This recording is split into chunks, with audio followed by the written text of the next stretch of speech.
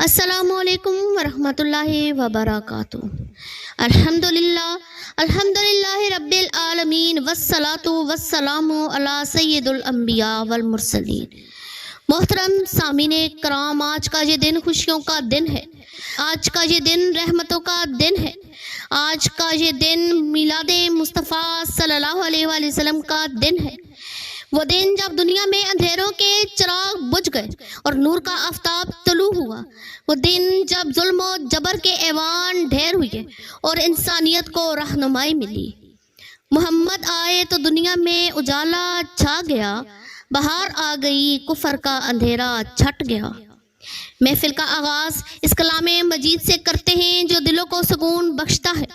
میں دعوت دوں گی محمد اویس کو کہ وہ قرآن کریم کی تلاوت کر کے اس بزم کو نورانی کریں۔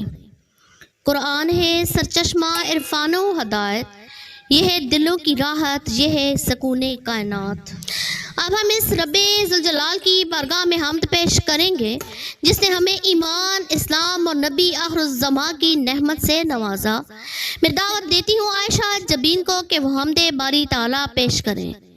وہی خالق ہے، وہی رازق ہے، اسی کے دم سے جہاں کا ہر نقش قائم ہے۔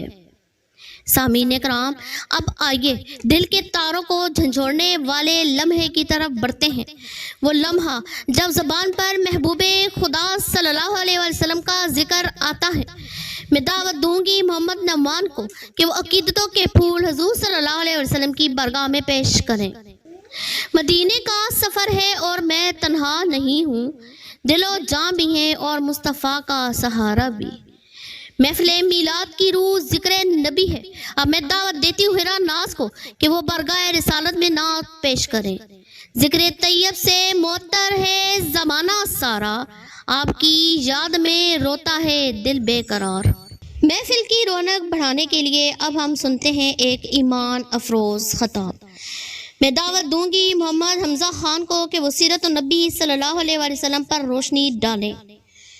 وہ نبی جن کے اخلاق کا جواب نہیں، وہ نبی جن کی محبت کا حساب نہیں۔ محفل اپنے اختتام کی طرف بڑھ رہی ہے، لیکن یہ عشق رسول کا سلسلہ کبھی ختم نہیں ہوتا۔